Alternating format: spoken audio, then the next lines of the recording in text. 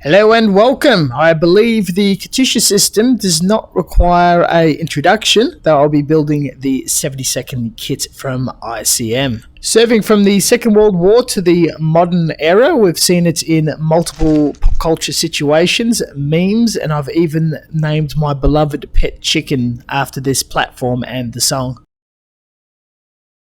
Manufactured in Ukraine pre-2010 out of injection molded grey styrene, the kit contains fairly detailed and easy layout instructions. The kit is a high parts count and requires extra attention with each step. Inbox contains 10 runners, a sliding injection molded chassis that's articulated, clear parts for the windows, and a very diverse set of decals covering everything from the Second World War Soviet period throughout Eastern European history and the modern era. Unfortunately, the runners do not contain clear outlines of the numbers that correspond to the instructions, and extra care is required in comparing the parts, especially the chassis where many components are almost identical. The parts breakdown, detail and proportions is very faithful to the original subject matter, though the moulding quality is a bit questionable. Regardless, the hand dealt is not too bad. Conveniently, the instructions are in Cyrillic and English. The chassis and the cabin weapon system parts are moulded in different coloured plastic that makes sorting and the first stages of building a little easier. The chassis can be very tricky as you're given countless amounts of very fine parts, piping and axles to fit in with the wheels. The loose fitting does make alignment a bit tricky. An incredible amount of time is required, and I feel that the alignment to the wheels is not up to scratch with my effort. I wouldn't say impossible or overly difficult, but fairly tedious and time consuming. Maybe not enjoyable for a beginner.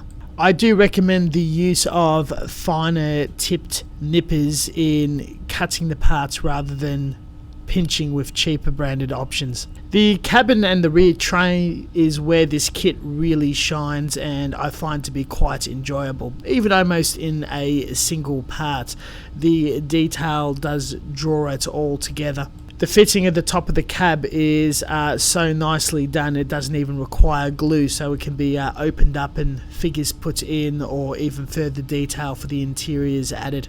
A lot of additional parts are included, including stowage, lights, and additional equipment for the system to be placed on the rear of the tray. The instructions call for extra armour and the stabilisers to be put around and on top of the cabin, but I suppose it's your choice if you wish to have it included, or an earlier variant, or even just model the truck itself. The build becomes a bit tedious and tricky again in assembling the frame for the missile launchers, as it's fairly fine and fragile. This was tacked together with superglue and allowed to dry for a while. The rest fell in place.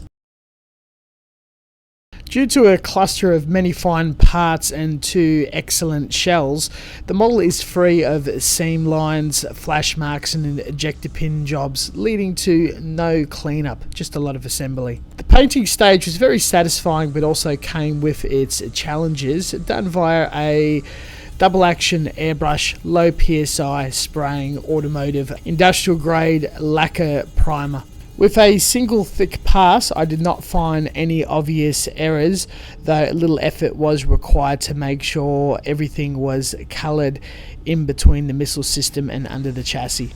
Switching up to my vintage Volkswagen green, which is fairly close to a late Soviet green, and building it up with a few other shades for light gradient definition effect. Across 2 sessions, picking up the sides, and finally with the lightest colour, the hood and the top. Most of the spraying focus was done with the darkest colour to make sure every section under the missiles and under the chassis was covered, not showing any primer. With the lighter colours only being strategically placed, gave some very nice and effective shadowing effects. It's the same boring effect I do on all of my tanks, but it just looks very cool on this shape, not requiring any camouflage, which I wouldn't want any anyway. Moving on to hand painting with a 000 fine brush, I pulled out my Tire Black by Mr. Colour and neatly done the rubber tyres, all the wheels. If I was to go back, I would have drilled out the wheels and put metal axles to straighten everything out. Leaning heavier on the box art, I moved to a medium grey for the missiles or armaments, followed by thinning down further some Tamiya Panaline accent colour with gum terps and giving it a sludge wash and wipe down with toilet tissue. This gave a further definition, heavy shadowing effect in all of the panels and recessed details, which this kit is really rich in, and it absolutely pops. I have to return back that the decals are fantastic and cover some pretty obscure countries that bought, acquired or had leftover Soviet equipment. Nice and crisp screen printing, pre-cut and quick to release in water. The adhesion was fairly good. I still coated them in a clear coat. Early war was a easy suit for the collection I currently have. All the layers and efforts of work were pulled together with a couple of coats of matte clear for a uniform flat dead sheen. After a couple of events, some issues and a few tricky builds, I did a fair bit of kit swapping, buying and selling at the Australian Model Expo, and this happened to fall in my hands from modeller Rantea, sold by the former Showcase Hobbies who would have imported it when this kit was fairly new and still available. This is definitely a model that I was looking at to purchase and build as a fun collectible and a easygoing mental build. It was slow yet fun and exactly what I needed. Highly recommended for anyone interested in Second World War, Cold War, Soviet subjects.